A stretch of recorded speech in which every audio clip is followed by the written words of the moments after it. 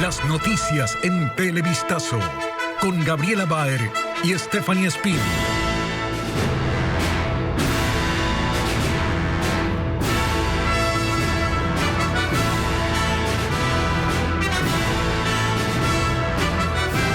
Amigos, bienvenidos a Televistazo. El presidente Daniel Noboa está en Guayaquil. Su agenda oficial comenzó con una entrevista radial. ¿Qué tal, Gaby? Hola, Steffi y amigos. En la entrevista, Noboa abordó, entre otros temas, las preguntas de la consulta popular y la relación que mantiene con los bloques legislativos. Llegado el señor presidente de la República, así que... Llegó con retraso, pero sin cargos de conciencia, que salió a trotar temprano, dijo. A pesar de todos los sufridores. Y que ya siente de cerca las críticas que llegan con el poder. Si me pongo las gafas, malo. Si me quito las gafas, peor. No hay cuña que ajuste. Y es que, más allá de la broma, el tema de las críticas no es tan ligero. Habla de la Asamblea y del movimiento Construye, aunque él no lo llama así. Destruye, ya tenía las condiciones para ser eliminado como partido. Legalmente no debería de seguir existiendo, pero no sé, tendría que preguntar si es que sigue. Pero construye, destruye, excorreístas. Ya no sé cómo determinarlos. Son excorreístas. Y hablando de críticas, el presidente mencionó que hay cosas que se hacen, pero que la gente no conoce.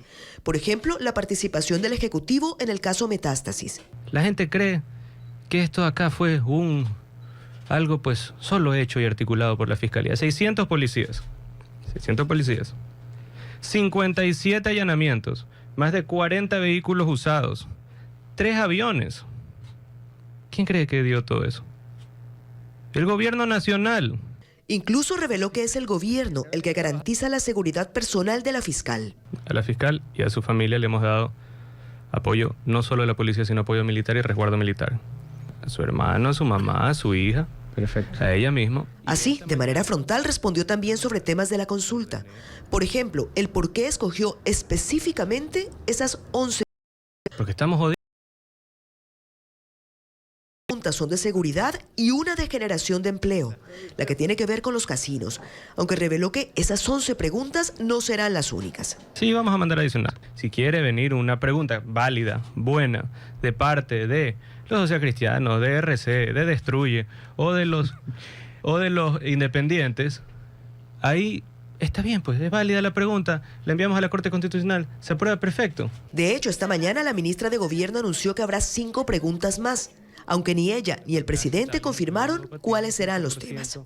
También para promoción turística. Hoy en día...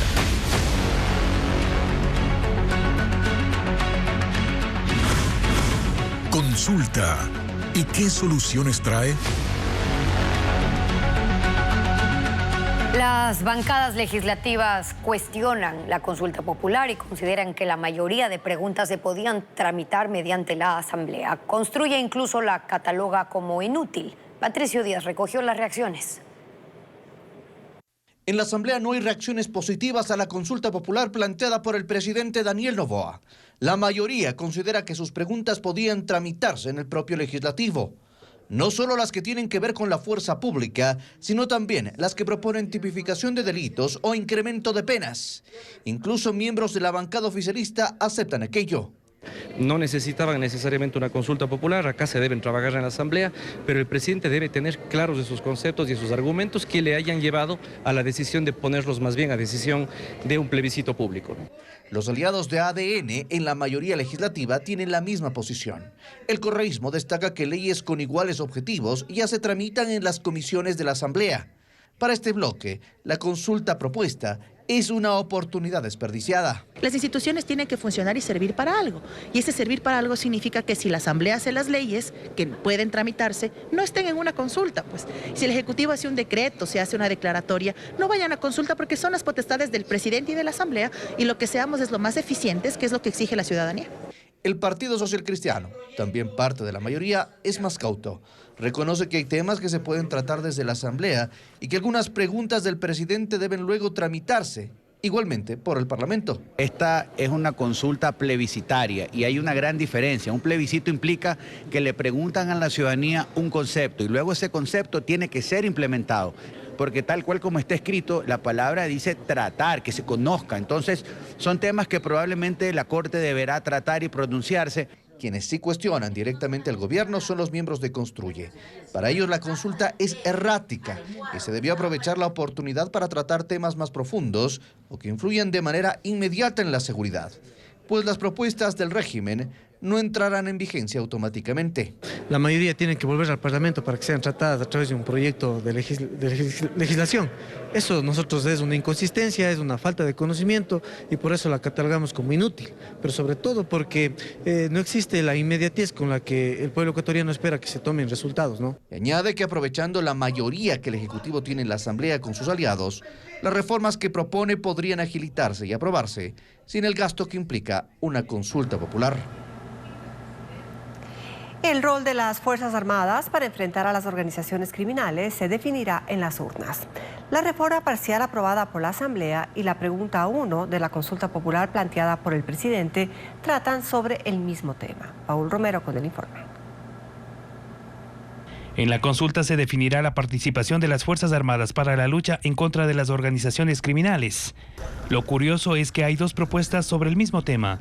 La primera, la reforma parcial al artículo 158 de la Constitución, aprobada por la Asamblea el 23 de diciembre, para que los militares apoyen a la policía en la lucha en contra del crimen organizado. El texto está en la Corte Constitucional para el control de rigor y debe pasar a referéndum aprobatorio. Este cambio en el rol de las Fuerzas Armadas fue planteado como enmienda constitucional por el expresidente Guillermo Lasso en la consulta popular de septiembre de 2022. La Corte no calificó la pregunta por tratarse de una reforma parcial y duró más de un año en ser aprobada por el Parlamento. Una vez que el texto supere el control constitucional, el Consejo Nacional Electoral deberá convocar a referéndum en 45 días. La segunda es la planteada este martes por el presidente Daniel Noboa en la pregunta número 1 de la consulta popular. Él propone que los ecuatorianos autoricen a que las Fuerzas Armadas actúen para prevenir y erradicar la actividad de organizaciones criminales que operan dentro y fuera del país. En los considerandos y anexos, tanto de la reforma parcial del artículo 158 de la Constitución como de la consulta popular, que se refiere al mismo artículo, se justifica la intervención militar en la lucha contra el crimen organizado porque el trabajo de la policía ha sido rebasado. Es decir, las dos preguntas apuntan al mismo objetivo. Más bien con la enmienda que propone o que ya aprobó la Asamblea Nacional, le estamos dando un poquito más de fuerza, capacidad para accionar, para decidir y para actuar a las Fuerzas Armadas en apoyo complementario a la Policía Nacional. Si la pregunta 1 es aprobada por la Corte, la consulta se daría en aproximadamente 2 meses. Por esta razón, las autoridades analizan llevar ante los electores las dos propuestas el mismo día.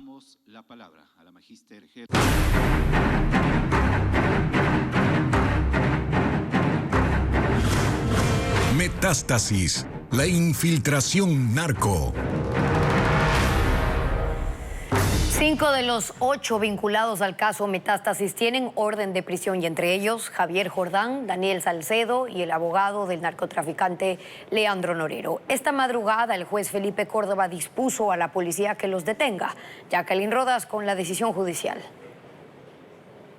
La audiencia duró más de 15 horas. Los abogados esperaron hasta las 2:30 de la madrugada de este jueves para conocer la resolución. El juez Felipe Córdoba dictó prisión preventiva para 5 de los 8 vinculados al caso Metástasis. Dispuso que la policía ubique y detenga a Javier Jordán, quien vive en Estados Unidos, Daniel Salcedo, que según la fiscal está en Panamá, Cristian Romero, abogado de Leandro Norero con ubicación desconocida, Fabián Camposano, operador del narcotraficante, y Jairo Vargas, acusado de llevar el efectivo para pagar sobornos a jueces. Sin embargo, Córdoba no aceptó oficiar a Interpol para que emita la orden internacional de localización y captura para Jordán, Salcedo y Romero, como lo solicitó Diana Salazar. Señaló que no le han entregado la documentación que avale que están fuera del país. Para el presidente de la Corte de Justicia de Manabí, Carlos Zambrano, el fiscal de Santo Domingo, Víctor Alcíbar, y el policía Fernando García, el juez dispuso presentación periódica y prohibición de salida del país. Con este nuevo grupo de procesados, la instrucción fiscal se extiende hasta abril y por la información que se ha descubierto en los chats, Salazar advirtió que prevé imputar a más personas. Ella dispuso diligencias para recabar información en bancos, la Unidad de Análisis Financiero UAFE,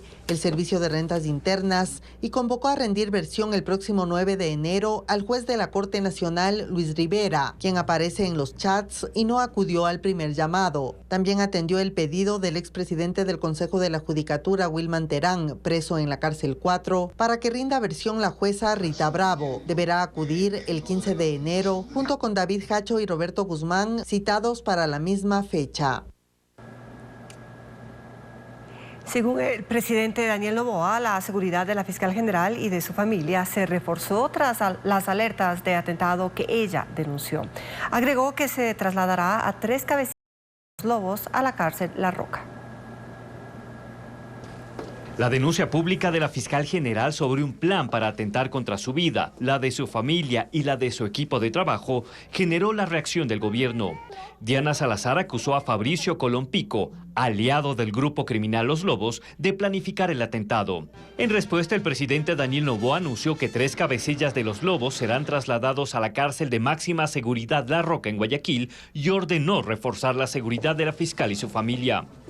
Horas antes, el Servicio de Atención a Privados de la Libertad SNAI, mediante un comunicado, explicó que Colón Pico cumple sus condenas fuera de la cárcel, es decir, en un régimen semiabierto. Debe presentarse cada 15 días en la cárcel de Chimborazo y su última comparecencia fue el viernes de la semana pasada. En el comunicado precisa que se están tomando acciones para localizar, controlar e investigar las actividades recientemente realizadas por la persona privada de la libertad y su grupo sospechoso. Dispuso reforzar los controles en las cárceles y se contactó al oficial encargado de la seguridad de la fiscal y la policía para intensificar la búsqueda de información y medidas de contrainteligencia. Colón Pico, de 46 años, además de los más de 30 procesos judiciales en Pichincha, Guayas, Santo Domingo y Los Ríos, ha sido detenido en 18 ocasiones por robo, armas, droga, extorsiones y desde el 2018 tiene una nueva investigación por homicidio. Por las denuncias de los planes para atentar contra la vida de Diana Salazar, la Fiscalía abrió una investigación. Y se reaviva el escándalo por el caso de tráfico sexual de menores que involucra al fallecido magnate estadounidense Jeffrey Epstein y a su pareja, Ghislaine Maxwell, condenada a 20 años de prisión. Se esperaba la publicación de una lista de nombres, pero una jueza de Nueva York desclasificó centenares de páginas relacionadas con un juicio planteado por víctimas de Epstein. Allí se menciona a personajes de la política, la ciencia y el mundo del espectáculo. La jueza de la Corte del Distrito Sur de Nueva York, Loretta Preska, liberó desde la noche del miércoles una buena parte de documentos de una demanda presentada en 2015 por Virginia Giuffre, una de las víctimas de la red de tráfico sexual, en contra de Ghislaine Maxwell, socia de Jeffrey Epstein. La acusada ayudaba a reclutar a jóvenes menores de edad para mantener relaciones sexuales y participar de orgías con clientes y amigos de Epstein, incluso en su mansión en Islas Vírgenes estadounidenses. Uno de los nombres que más se repite es el de Andrés, duque de York, que llegó a un acuerdo extrajudicial con Giuffre cuando lo acusó de forzarla a mantener relaciones cuando tenía 17 años. El caso ya era público y llevó a que Andrés fuera despojado de sus títulos. En los documentos, la denunciante menciona que como parte de la red mantuvo relaciones con un empresario hotelero, con el ex gobernador de Nuevo México, Bill Richardson, y con otras personas. Giuffre mencionó que cuando cumplió 17 años fue contratada en el Club Mar-a-Lago, propiedad del expresidente Donald Trump, para convertirse en masajista de Epstein, lo que incluía la realización de actos sexuales, pero no vincula a Trump como cliente de la red. Y de otro expresidente, Bill Clinton. Otra víctima testigo del caso, Johanna Sjoberg, asegura que en una ocasión Epstein le dijo que a Clinton le gustaban jóvenes, refiriéndose a las chicas. Clinton ha reconocido que voló en el avión privado de Epstein en 2002 y en 2003, pero que no sabía de los terribles crímenes del multimillonario. Sjoberg también indica que se encontró con Michael Jackson en la mansión de Epstein en Palm Beach, Florida, al que dice que no le hizo ningún masaje, y en otra ocasión se topó con el mago David Copperfield. Este le preguntó, según su declaración, si sabía que estaban captando a más chicas. Y en un correo de Epstein a su socia Maxwell, este buscaba negar las acusaciones respecto a que el fallecido astrofísico Stephen Hawking había participado en una orgía con menores de edad. Otros documentos contenidos en 900 páginas ocultan la identidad de posibles clientes de Epstein, dado que las víctimas denunciantes han preferido mantener el anonimato, pero más archivos serán desclasificados en los próximos días y semanas.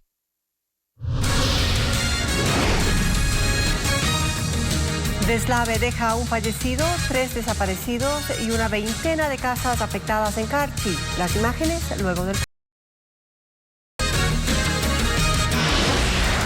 Y además, 152 artículos de Europa ingresarán a Ecuador con arancel cero. Le diremos qué productos constan en la lista.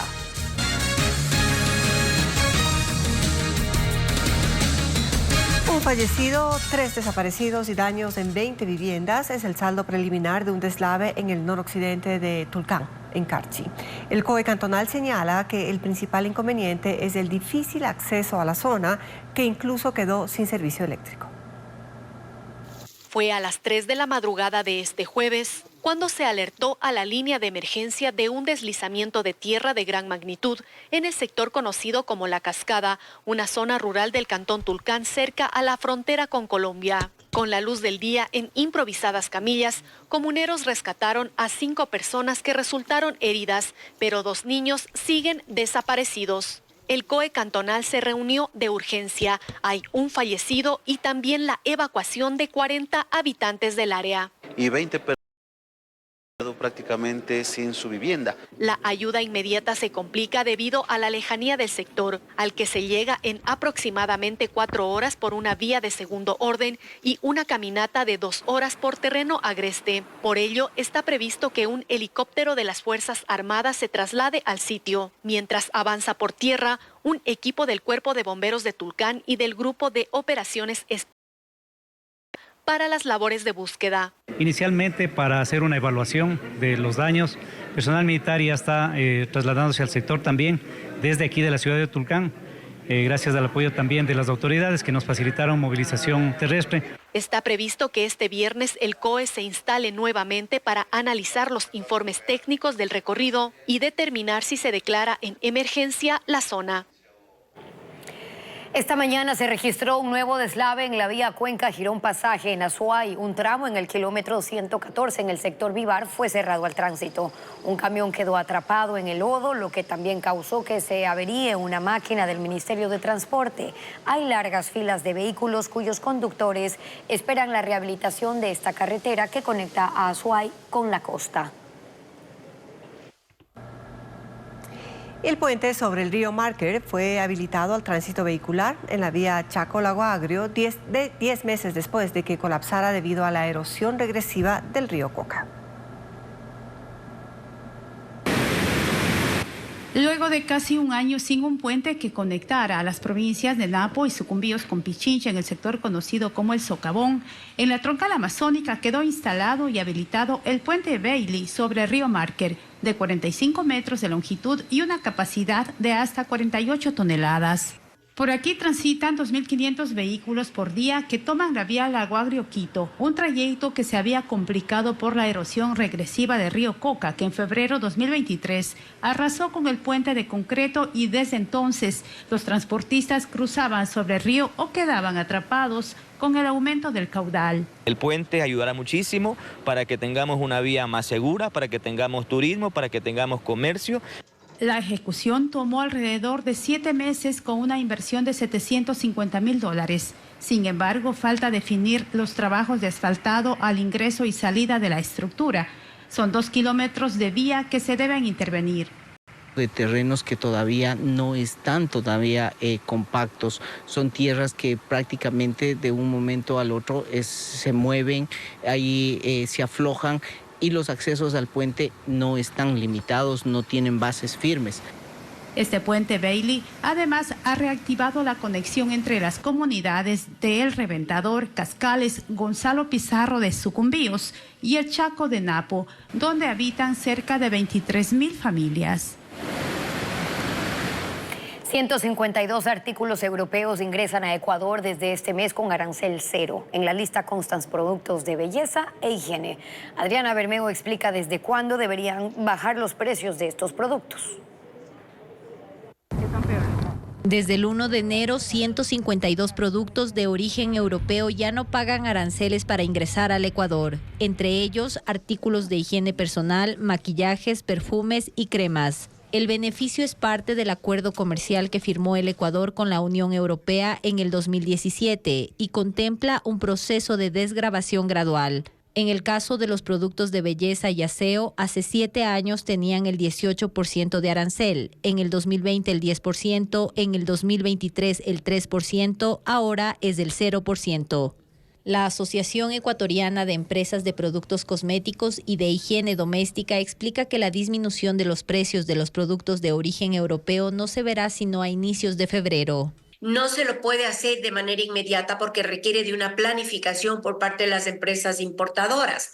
Alrededor de unos 15 días, casi un mes, tomará ese reajuste incluso dentro de los sistemas. Aguas de tocador, desodorantes, pasta dental, tintes para el cabello e incluso ácido hialurónico inyectable están en la lista de productos con arancel cero. También materia prima y máquinas para la fabricación de perfumes, jabones, cremas y productos capilares que se importan desde Alemania e Italia. Por eso, la disminución de los aranceles tiene un 5% de impacto a la baja en los costos de producción. Desde el 2017 que inició la reducción de impuestos, se ha incrementado en 15% la venta de artículos cosméticos europeos. El mercado de la higiene personal y belleza mueve $1.300 millones al año en el Ecuador.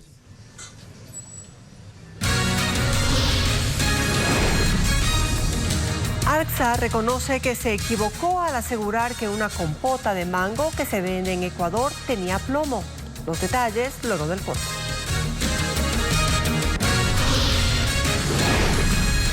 Y en Nueva York, todos los vendedores ambulantes del puente de Brooklyn serán desalojados. Y entre los migrantes, $1.000 millones aspira a recortar el gasto el gobierno durante el 2024. Los ajustes se realizarán en empresas públicas y entidades estatales. Estas acciones estarán en firme hasta febrero, cuando el gobierno se reunirá con los organismos multilaterales para intentar conseguir el financiamiento que equilibre el presupuesto 2024. El gobierno sostiene que desarrolla distintas estrategias para afrontar la crisis fiscal.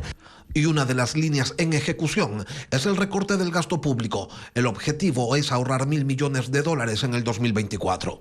La pregunta es dónde se ejecutan los recortes y la primera mirada se coloca sobre las empresas públicas. El régimen parte del hecho de que hay abusos en el uso de los recursos públicos, gastos innecesarios y exceso de personal. En el análisis que se hace con lupa de las distintas empresas públicas y otras entidades estatales, se ha dispuesto en primera instancia que no se renueven los contratos ocasionales y que se redistribuya al personal existente para que cumplan con las actividades que se venían ejecutando.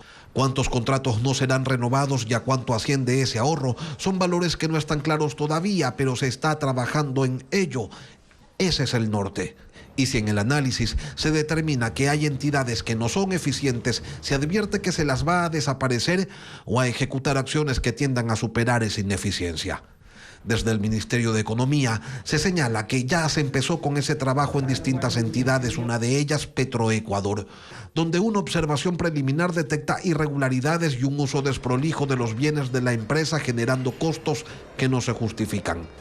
El objetivo final de esta política de austeridad es contar con un elemento adicional en el plan económico que será presentado a los organismos multilaterales de crédito a finales de enero o inicios de febrero en Washington, con la intención de obtener el financiamiento que permita hacerle frente a las obligaciones fiscales del 2024. Al momento, no hay claridad sobre si ese plan contendrá también una decisión en firme sobre la focalización del subsidio a los combustibles, pero se tiene la certeza de que esa medida implicaría un ahorro de recursos de entre 2 y 2,5 puntos del Producto Interno Bruto, es decir, entre 2.000 y 2.500 millones de dólares, y que ello allanaría indefectiblemente el camino para un acuerdo con los multilaterales. En Nueva York ordenan el desalojo de todos los vendedores ambulantes del puente de Brooklyn. Un gran de Brooklyn ahora se ve así, sin un solo puesto de venta. En su mayoría eran negocios donde los turistas compraban recuerdos, desde gorras, peluches, hasta hot dogs y bebidas. Pero las autoridades pusieron en marcha una nueva regla que prohíbe la presencia de vendedores ambulantes por seguridad. Según datos del Departamento de Transporte, el número de personas que recorría el puente diariamente aumentó de 17.000 en 2021 a 34.000 en 2023. La estructura mide 5 metros en su parte más ancha Pero hay zonas en que se reduce hasta el 1,5 metros y se congestiona más con los puestos de venta. Miles de personas usan este paso como atajo para caminar desde Manhattan a Brooklyn y viceversa. Yomaira es una ecuatoriana residente que tenía 8 puestos al inicio del puente del lado de Manhattan. De aquí yo tengo 2 hijos profesionales que van a la universidad. Este es un negocio productivo. Los vendedores culparon a los solicitantes de asilo que han llegado, según dicen, a congestionar el puente y denuncian que los han visto durmiendo debajo de las mesas. Pero los funcionarios de la ciudad argumentan que en caso de ocurrir una emergencia el sitio debe estar lo más despejado posible, por lo que ahora hay policías supervisando que se cumpla con la nueva norma. En Estados Unidos, más migrantes son enviados en buses desde Texas, después de que el alcalde de Nueva York, Eric Adams, restringió la llegada de estos vehículos.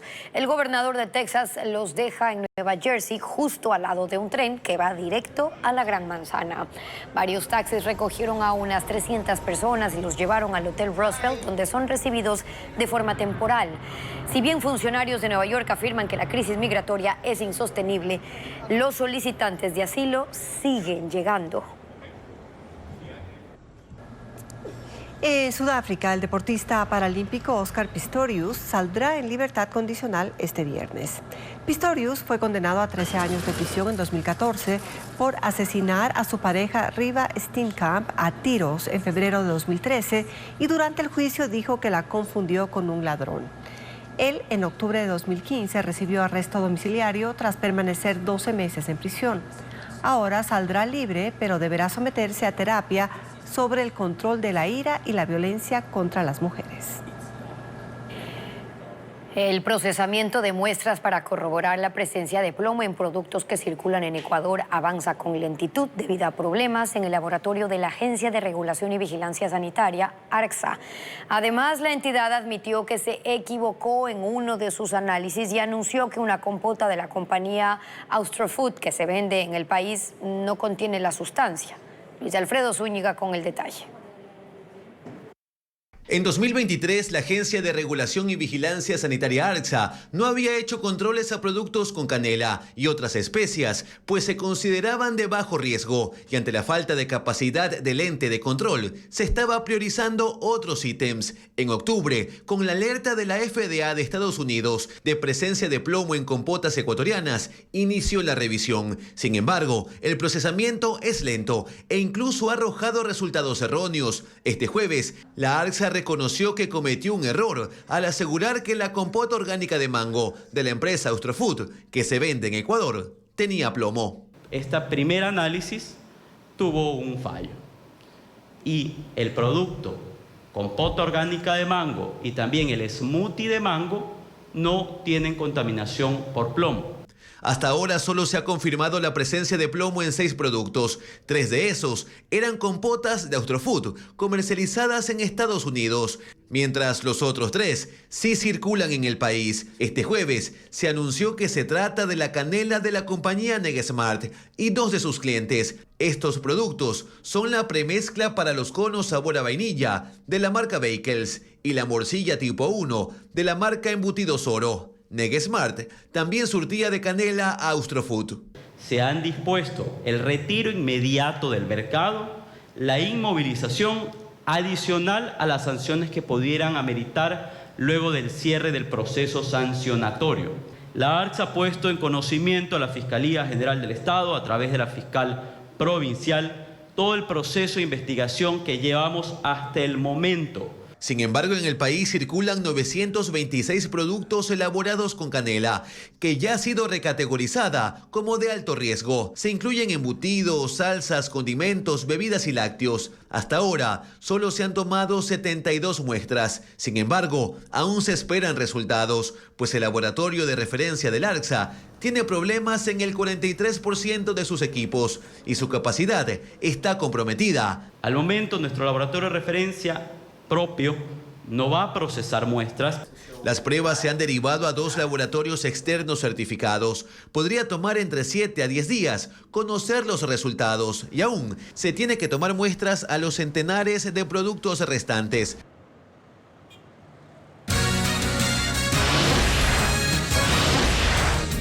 2 cárceles de máxima y super máxima seguridad serán construidas desde la próxima semana. ¿En qué provincias? Entérese en breve.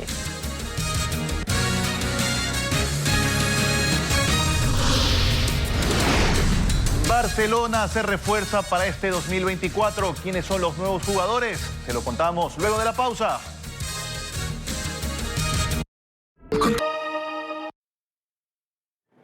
El presidente encabeza la reunión del Consejo de Seguridad Pública y del Estado que arrancó cerca del mediodía en la gobernación del Guayas.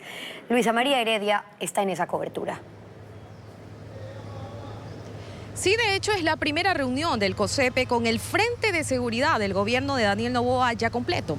Luego del encargo de la Secretaría de Seguridad Pública del Estado a Arturo Félix, quien deberá eliminarla, y del nombramiento del empresario Michel Sensi como director del Centro de Inteligencia Estratégica esta semana.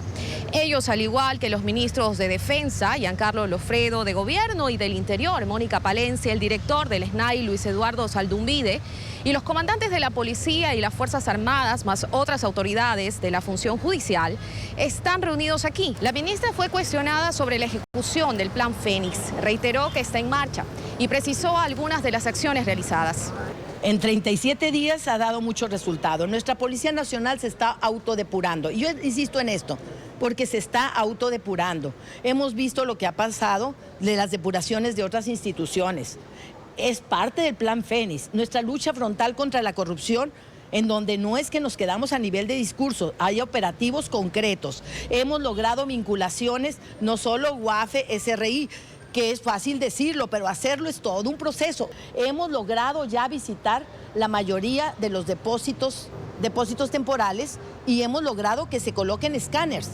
Y respondió también a las críticas, asegurando que el equipo designado por Daniel Noboa para el manejo de la seguridad sí tiene experiencia en la materia.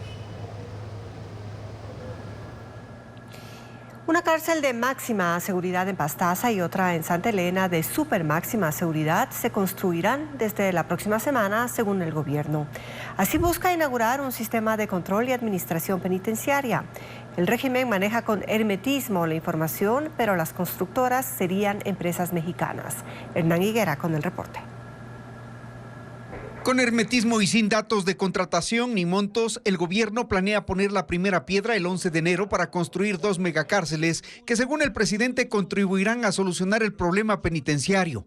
Hay un plan secreto con mínimas señales. Hay un plan bonito. No se lo cuente a Fito todavía. No me lo va a contar. No se lo cuente a Fito todavía. No se han hecho públicos los lugares donde el presidente pondrá esa primera piedra.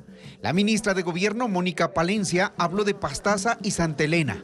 Se sabe que serán similares al centro de confinamiento del terrorismo que Nayib Bukele construyó en Tecoluca, a 74 kilómetros de San Salvador, la capital de El Salvador. De hecho, los diseñadores y constructores de las nuevas cárceles serán asesores israelíes y constructores mexicanos, los mismos que contrató Bukele, según dijo Daniel Noboa.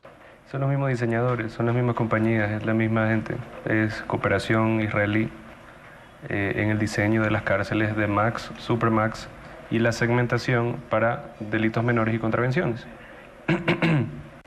Es un sistema que no es que lo inventó Bukele, es un sistema que venía de México. En San Salvador, 5 compañías construyeron la megacárcel y lo hicieron sin concurso público y bajo estado de excepción. La prensa de El Salvador no ha encontrado datos oficiales sobre los contratos y los montos invertidos. Se sabe que el grupo mexicano Tradeco, principal accionista del Consorcio General de América Latina SADCB, ejecutó la obra, subcontratando a constructores locales. Pero si esas empresas exhiben en sus páginas digitales experiencia de construcción de centros penitenciarios en México, nada mencionan de su experiencia en El Salvador, donde según informes periodísticos, la cárcel costó $70 millones. Esas empresas además han sido cuestionadas en México, Estados Unidos, Guatemala y El Salvador por escasa transparencia que se ampara en cláusulas de confidencialidad y también registran demandas por incumplimiento de contratos.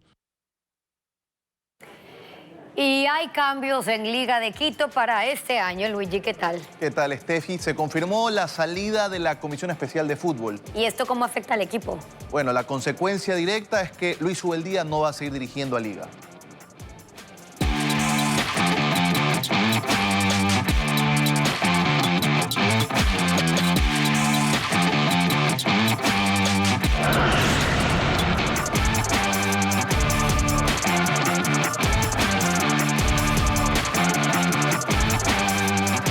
Isaac Álvarez, presidente de Liga Deportiva Universitaria, reveló que la Asamblea de Socios del club decidirá que la comisión especial, presidida por Esteban Paz, no continuará administrando al equipo de fútbol. Este lunes a las 5 de la tarde, los socios de Liga sesionarán para ratificar esta decisión. Además, Álvarez indicó que la postura de Luis Ubeldía fue la de dejar a Liga por el cambio de estructura. Se espera que en los próximos días se conozcan los nombres del nuevo entrenador y refuerzos. De 5 minutos en el partido. Me parece que es una muy... Barcelona presentó a sus primeros refuerzos luego de una acción de protección que dejó sin efecto las observaciones del Ministerio del Deporte. Aníbal Chalá y Alex Rangel fueron presentados en videos publicados en las redes sociales del club. Además, Antonio Álvarez, presidente de Barcelona, confirmó la llegada de los jóvenes Richard Borja y Yandri Gómez, así como también las renovaciones de Leonay Sousa, Fernando Gaibor y Pedro Pablo Perlaza. El lateral derecho Byron Castillo fue anunciado como refuerzo de Peñarol de Uruguay. Tras su paso por el fútbol mexicano, Castillo sumará una nueva experiencia internacional. El club no ha confirmado la condición ni el tiempo del contrato de Castillo. Y medios uruguayos han señalado y han hecho eco de esta noticia, recordando también su situación con la selección ecuatoriana. Atentos con esta noticia porque el Consejo Directivo de Panam Sports retiró la sede de los Juegos Panamericanos del 2025 en Barranquilla. Esto por incumplimientos de la ciudad al contrato. El gobierno colombiano intenta, por medio de una gestión del presidente de Chile, Gabriel Boric, establecer nuevamente contactos con Panam Sports para recuperar la organización del evento deportivo, mientras que en Brasil señalan que Sao Paulo alista su candidatura para ser la sede de los próximos Juegos Panamericanos. Rafael Nadal sigue mostrando un gran nivel en su regreso a la actividad deportiva. El tenista español se impuso ante el australiano Jason Kubler en parciales de 6-1 y 6-2. Y de esta manera Nadal ya se perfila como el gran favorito a ganar el Abierto de Brisbane. Sus fanáticos esperan que esta temporada Nadal sume un nuevo Grand Slam a su palmarés.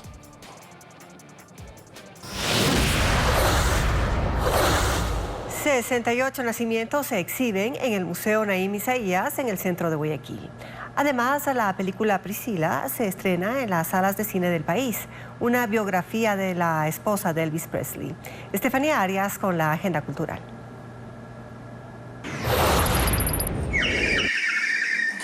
Las marujas navideñas regresan al escenario. Esta comedia, interpretada por Elena Torres y Juana Guarderas, se presentará en el Teatro Patio de Comedias en Quito. Las dignas damas del Comité de las Marujas están listas para un agasajo navideño. Las funciones serán este viernes 5 y sábado 6 a las 19 horas y domingo 7 a las 18 horas. Son 68 nacimientos exhibidos en el Museo Naim Isaías en el centro de Guayaquil. Una muestra que se mantiene en este espacio cultural por el Día de los Reyes, que se conmemora el 6 de enero. Cada una de estas piezas y cuadros muestra la celebración del nacimiento de Jesús desde la colonia, es decir, desde el siglo XVIII hasta la actualidad. Figuras y pinturas que podrán observar hasta este sábado de 9 de la mañana a 5 de la tarde.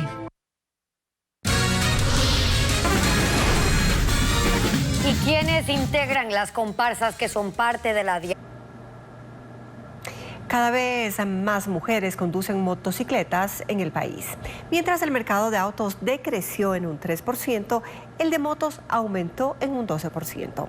Elaine Sánchez trae el reporte. El mercado ecuatoriano de motocicletas es el sexto más grande de Latinoamérica después de Brasil, Argentina, Colombia, Perú y Guatemala. Este auge se explica, según la Asociación de Empresas Automotrices, porque las motos se convirtieron en una herramienta de trabajo y de bajo costo. La inversión en promedio es de $1.500. Hay 195 marcas y la gasolina que consume es de $4 por semana. El tráfico también incide, por eso las licencias tipo A en mujeres suman 36.113, 30% más en los últimos 2 años. Primero, es un ahorro increíble en gasolina, es súper versátil, me ahorra mucho tiempo en el tráfico. En escuelas de conducción, lidera la presencia femenina, al ser un requisito previo para sacar la licencia. El 70% de estudiantes son mujeres, frente al 30% de hombres que se capacitan durante 7 días en clases prácticas y teóricas. Nosotros tenemos pues un incremento en las mujercitas que quieren ya legalizar documentación. Hay muchas mujeres que ya saben conducir moto. La moto también es un transporte peligroso. Diariamente ocurren 121 accidentes en el país. El exceso de velocidad es el principal motivo, luego de las maniobras temerarias e imprudentes. En total hubo 32.678 accidentes de tránsito. Los municipios con más reportes son Quito, Santo Domingo de los Áchilas, Cuenca, Guayaquil y Machala. Durante el primer trimestre del 2023, según la Agencia Nacional de Tránsito, 3.636 mujeres estuvieron involucradas en siniestros de tránsito, mientras que los hombres sumaron un total de 11.263. Jugar dominó, ajedrez y atravesar un laberinto sin ver es posible. 400 ciudadanos lo demostraron en 10 ejercicios sensoriales desarrollados por el Centro de Apoyo para Personas con Discapacidad Visual, 4 de enero. Lo reporta Vanessa Robles. Atravesar un laberinto sin ver. Ese fue el desafío para 400 voluntarios de colegios y universidades. Con los ojos vendados y muy atentos a lo que escuchaban, iban avanzando. Con el tacto, analizaron una versión en miniatura del escenario antes de ingresar y ya en 5 metros de ancho por 12 de largo, recorrieron 5 estaciones. Los sonidos de una campana, un envase de vidrio, un llavero y cascabeles eran la guía. Pero también sus manos. En cada parada debían recoger un banderín y así continuar a la siguiente fase. El trayecto de 8 minutos finalizaba bajando por una rampa. Fortalece otros sentidos, pero también hay inseguridad, hay un poco de miedo porque uno no... Solo estamos siguiendo a través del tacto. A veces cuando los he visto en la calle o cuando cogen buses, me pregunto cómo hacen para coger el bus, para saber dónde se bajan, pero no es fácil realmente, no es fácil, sí. Esa fue la propuesta del Centro de Apoyo para Personas con Discapacidad Visual 4 de enero, pero los ejercicios continuaron con demostraciones de ajedrez. Leonardo Basurto tiene 9 años, es un experto en este tablero. Aunque no ve, se guía por los relieves, las formas y puntos superiores de las piezas negras para diferenciarlas de las blancas. Aquí juega con una estudiante de la Universidad de Guayaquil y lleva la delantera. En este caso, yo estoy amenazando a este peón que lo voy a comer. En este ejercicio, había que clasificar las piezas según las texturas. El que lo hace primero gana. Otra prueba fue adivinar palabras del sistema de lectoescritura braille. Aarón, en cambio, juega dominó con Gladys. Las piezas se deben unir según las texturas. Ellos son parte de los 450 niños y adultos inscritos provenientes de 5 cantones que abrieron las puertas al público para estos ejercicios sensoriales. La Orquesta Sinfónica Juvenil y la soprano Carolina Varela se presentarán en un concierto en Quito. Además, el ecuatoriano Amantina estrena sencillo. Más información del espectáculo con Ana María Palacios.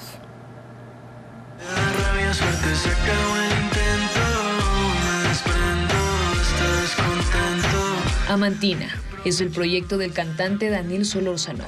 El artista fue invitado al Festival Estéreo Picnic y estrenó el sencillo Caminito de Economía, una fusión de R&B, música electrónica y trap, en el que una pareja intenta salvar su relación pero se lamenta que no funcione.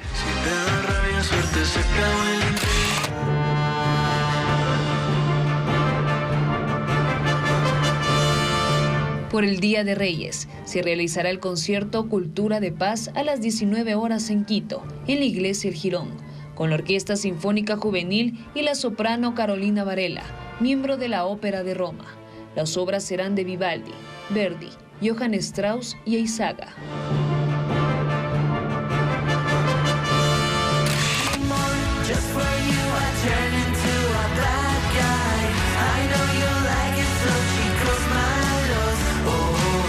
La agrupación cuencana Ale Teléfono, liderada por Leo Espinosa, y el cantante de pop Estela, lanzaron su disco Camino a la Fama, con canciones en inglés y español.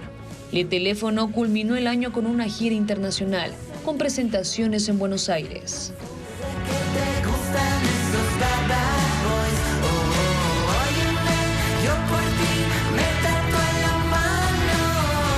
Y una de las atracciones principales de la Diablada Pillareña en Tungurahua son las comparsas. Fabián Villa cuenta que se preparan con 3 meses de anticipación para ser parte de este evento cultural. Él es Narciso López, de 76 años, y es uno de los personajes más longevos que participa en la Diablada Pillareña. Durante 48 años baila e interpreta distintos personajes. Con esta combinación, esta nagua, los pañuelos, el sombrero y la máscara de guaricho. Narciso es parte de la partida colectivo Minga Cultural del caserío Tungipamba, en el oriente de Píllaro, una de las agrupaciones más organizadas y estrictas durante su participación en el desfile. Tienen prohibido ingerir cualquier tipo de licor. Se hace una invitación a todo el cantón, a toda la ciudadanía que vengan, se integren, porque ahora la fiesta es del cantón, no es como antes era de los barrios, ¿no? Mientras que la partida de Huanguibana, también en el oriente de la urbe, tiene como característica principal que su líder es una mujer desde hace 30 años, quien heredó de su padre esta tradición. La agrupación tiene 70 años de creación y durante su participación cada año acoge a más de 400 personajes para bailar. Nosotros nos cobramos $3. $3 para sacar es el gasto duro, lo que nosotros organizamos esta tradición. Para que las partidas se luzcan durante su participación, amigos y familiares de sus sectores colaboran económicamente y con la logística. La Diablada Pillareña está conformada por 12 partidas de adultos y una de niños, quienes recorrerán las calles del cantón hasta el 6 de enero. Y así concluimos esta hora de noticias, amigos. Gracias por su compañía, Estefi. Las noticias regresan a las 19 horas en nuestra emisión estelar, pero sigan atentos a las noticias en www.ecuavisa.com. Que tengan una feliz tarde.